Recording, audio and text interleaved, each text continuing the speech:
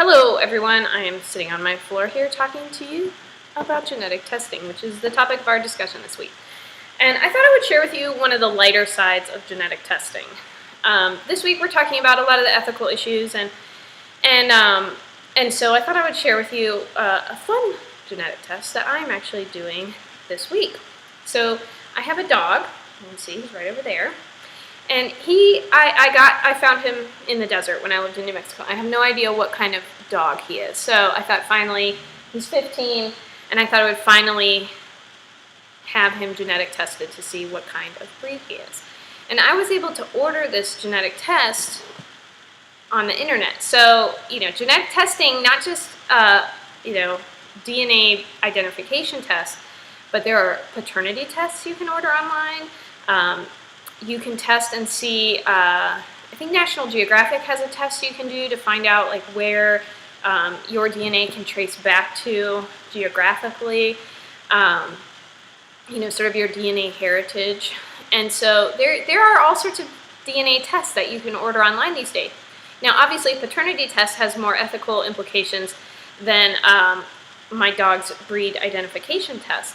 But if I had tested my dog as a puppy and he came up as a pit bull, even though all the pit bulls I know are very nice, there's a lot of discrimination against pit bulls. You could carry this over to human testing. There's already been a case where a student who tested positive for cystic fibrosis but is not exhibiting any of the symptoms had to leave a school, and that's genetic discrimination. So it's not a big leap to see how this can happen, especially now that we can order kits online and genetic testing is so readily available. Listen, come here. Come here. My dog is 15 and he's one of the probably strangest dogs you've ever seen. So I think it's going to be pretty interesting. I don't know what he is going to come out as. I think he's a corgi. He's very long, short legs, and I also think he's a blue heeler because I lived in New Mexico, and at the time when I lived there, there were lots of blue heelers, and his coat's kind of that same brindle color. So, and he definitely exhibits some herding instincts. So that's my guess. Take yours. I have no idea. I hear German Shepherd, Australian Shepherd, Beagle, because of the body shape. So it'll be interesting to see what he is. The other neat thing about this genetic test is that when I was looking at test kits online, I was looking through the reviews, and someone was kind enough to give some tips on proper sampling technique. And this is where we run into a lot of problems with genetic testing, especially those involved in like crime scene analysis.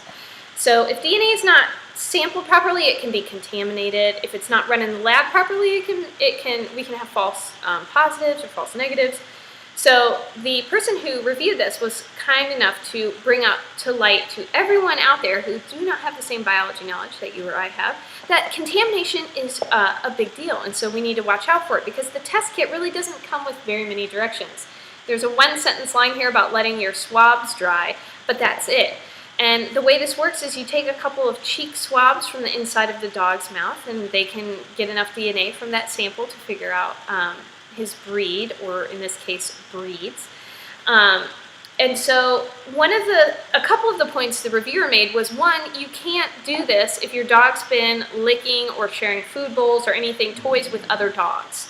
And so you need to, if you have multiple dogs in your household, which I do not, you have to quarantine your dog for a period of time, and then you can sample their cheek, and you don't have to worry about cross-contamination. You should not sample after they eat or drink for a couple hours. So this is a sample that I'm going to take early in the morning after he's been sleeping all night. I'll just swab his cheek tomorrow morning and put this package in the mail, and in 3 weeks' time I'll let you know what kind of dog breed I have. But I thought I would share it with you because some of the issues do overlap with human genetic testing, but this is a little less intense and more fun way to look at it. So I'll keep you posted and I'll let you know what kind of dog I have. Well, I can tell you, he's a good dog, but I don't know what kind of breed he is.